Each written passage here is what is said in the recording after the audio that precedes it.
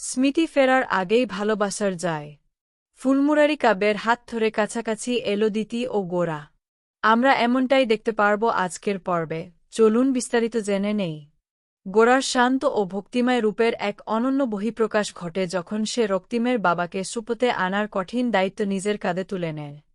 সে অনবরত তাকে ভগবানের নাম ও কীর্তন শুনিয়ে পরমেশ্বরের পথে ডাকার চেষ্টা করে, বারবার কৃষ্ণনাম জপ করতে বলে। তবে শুরুতে রক্তিমের বাবা অত্যন্ত কঠোর ও অনমনীয় ছিলেন। তিনি রাগের মাথায় সাফ জানিয়ে দেন যে কৃষ্ণ তার জীবনে কোনো মঙ্গল করেননি, তাই তিনি ভগবানের নাম নেবেন না। ঠিক সেই মুহূর্তে গোরা কোনো তর্কে না গিয়ে নিজে ভক্তিভরে গান ধরতে শুরু করে। গোরার সেই মিষ্টি গানের সুরে এক অদ্ভুত জাদু ছিল, যা নিমেষেই রক্তিমের বাবার মনের সব পুঞ্জীভূত রাগ জল করে দেয়। তার মনে হয় গোরার মধ্যে তিনি স্বয়ং মহাপ্রভুর প্রতিচ্ছবি দেখতে পাচ্ছেন। গোরার গানের ঐশ্বরিক ক্ষমতায় রক্তিমের বাবার দীর্ঘদিনের জেদ ও অহংকার ভেঙে চুরমার হয়ে যায়। তিনি নিজের ভুল বুঝতে পেরে গোরার পায়ে লুটিয়ে পড়েন এবং অশ্রুস্থল চোখে ক্ষমা চান। তার এই পরিবর্তন কেবল নিজের মধ্যেই সীমাবদ্ধ থাকেনি, তিনি সশরীরে গোস্বামী বাড়িতে গিয়ে গোরার দাদুর পা ধরে নিজের সমস্ত অন্যায়ের জন্য মাফ চেয়ে নেন। গোরার এই অপরূপ শান্ত ও ব্যক্তিত্বময় রূপ দেখে দিতি অবাক হয়ে যায়। সে মনে মনে স্বীকার করে নেয় যে গোরার মতো এমন গভীর ব্যক্তিত্বের প্রেমে না পড়ে থাকা কোনো সাধারণ মানুষের পক্ষে সত্যিই অসম্ভব। গোরার প্রতি শ্রদ্ধা ও ভালোবাসায় দিতি তার পায়ে ফুল অর্পণ করে তাকে ভক্তিভরে পুজো করে। অন্যদিকে জেলের অন্ধকারে বন্দি থেকেও রক্তিমের কানে পৌঁছাচ্ছিল বাইরের সব খবর। পুলিশ তাকে বিস্তারিত জানায় যে কিভাবে গোরা নিজের আদর্শ দিয়ে সবার মন জয় করে নিয়েছে। এসব শুনে রক্তিম ঈর্ষা ও রাগে ফুঁসতে থাকে। সে মনে মনে শপথ নেয় যে গোস্বামী বাড়ির বড় কোনো ক্ষতি সে করবেই।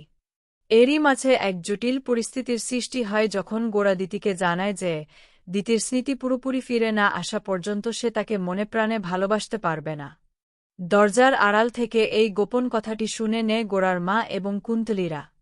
এই খবরে কুন্তলীরা অত্যন্ত খুশি হয়, কারণ তারা বুঝতে পেরেছিল গোরা কেবল লোক দেখানো স্ত্রীর স্বীকৃতি দিয়েছে দিতিকে, আসলে তাদের মধ্যে কোনো গভীর প্রেম গড়ে ওঠেনি।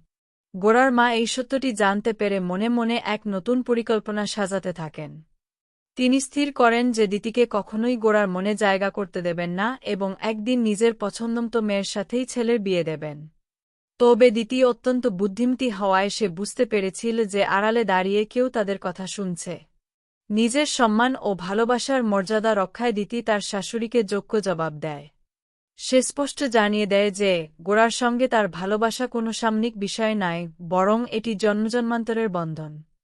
বিধাতার এই লিখন কেউ মুছতে পারবে না এবং কেউ তাদের আলাদা করতে পারবে না। গল্পের মোড় অন্যদিকে ঘোরে যখন গোরা ফুলমুরারি কাব্যের দ্বিতীয় খণ্ডটি পড়তে শুরু করে। সে উপলব্ধি করতে পারে যে গত জন্মে সে নিজেই ছিল মুরারি এবং ফুল ছিল দিতি। এই কাব্য আসলে তাদেরই ফেলে আসা জীবনের এক অম্লীন অধ্যায়।